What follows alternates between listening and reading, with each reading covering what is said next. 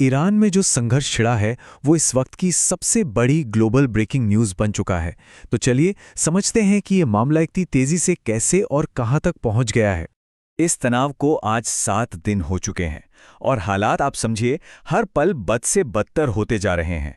तो सबसे पहले बात करते हैं कि ये टकराव इतना ज़्यादा बढ़ा कैसे। मतलब ईरान और अमेरिका इजराइल के बीच जो सीधे हमले हो रहे हैं वो अब और भी खतरनाक हो गए हैं।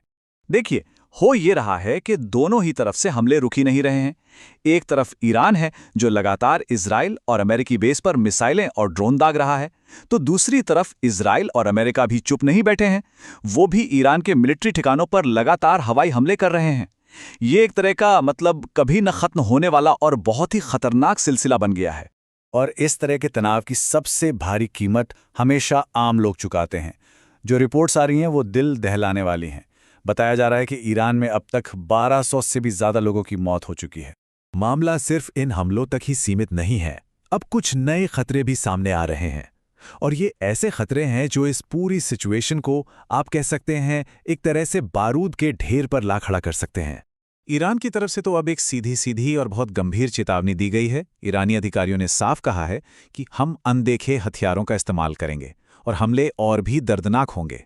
मतलब ये कोई छुपी हुई बात नहीं है, ये एक खुली धमकी है। और इसी धमकी के बीच अब एक ऐसी खबर आई है जिसने इस लड़ाई का मैदान ही बदल दिया है।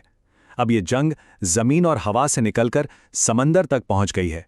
हुआ यह है कि अमेरिकी नेवी ने हिंद महासागर में श्रीलंका के पास ईरान के एक वॉरशिप को टॉर्पीडो से डुबो दिया है और इसमें 80 से ज्यादा नाविकों के मारे जाने की खबर है। ये कोई छोटी मोटी घटना नहीं है, ये इस लड़ाई का एक बहुत बड़ा मोड़ है।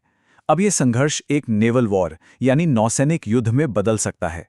लेकिन जो सबसे ज्यादा चिंता की बात है वो ये है कि ये आग अब सिर्फ कुछ देशों तक ही सीमित नहीं है। ऐसा लग रहा है कि ये पूरे मिडिल ईस्ट को अपनी चपेट में ले रही है। नए नए मोर्चे खुलते जा रहे हैं, जैसे लेबनान में हिजबुल्ला और इजराइल के बीच झड़पें तेज हो गई हैं। उधर अज़रबाईजान से भी ड्रोन हमले की खबरें हैं और जो खाड़ी के देश हैं उन पर भी मिसाइल का खतरा मंडरा रहा है। और यही वजह है कि एक्सपर्ट्स बार बार चेतावनी दे रहे हैं। उनका साफ कहना है कि अगर इस आग को जल्दी नहीं बुझाया गया ना, तो ये एक फुल फ्लेज्ड रीजनल वॉर यानी एक पूरे क्षेत्रीय युद्ध में बदल सकती है और उसके नतीजे बहुत ही भयानक होंगे।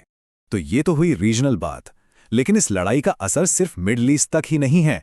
इसके झटके अब पूरी दुनिया की इकोनॉमी पर महसूस किए जा रहे हैं। कनेक्शन बहुत सीधा है। जैसे जैसे ये जंग बढ़ रही है, दुनिया भर के जो मार्केट्स हैं वो नेगेटिव तरीके से रिएक्ट कर रहे हैं। हो क्या रहा है? सबसे पहले तो तेल की कीमतें वो आसमान छू रही हैं। इंटरनेशनल फ्लाइट्स कैंसिल हो रही हैं। शेयर बाजारों में भारी गिरावट देखने को मिल रही है। और अगर ये लड़ाई लंबी खींची तो ग्लोबल इकोनॉमी को बहुत बड़ा झटका लग सकता है। तो अब सवाल उठता है कि आगे क्या होने वाला है। सच कहें तो स्थिति बहुत ही नाजुक है और इस वक्त पूरी दुनिया की नजरें इसी घटनाक्रम पर टिकी हुई हैं। देखिए, एक तरफ तो हर घंटे हमलों की नई नई खबरें आ रही हैं, लेकिन दूसरी तरफ दुनिया भर की जो सरकारें हैं वो इसे एक वर्ल्ड वॉर में बदलने से रोकने के लिए अपनी पूरी ताकत लगा रही हैं। डिप्लोमैटिक लेवल पे कोशिशें तो हो रही हैं, लेकिन जमीन पर जो हकीकत है वो बहुत ही ज्यादा गंभीर है। और यही आज का सबसे बड़ा सवाल है कि क्या इन तमाम कोशिशों के बावजूद एक विश्व युद्ध को टाला जा सकता है।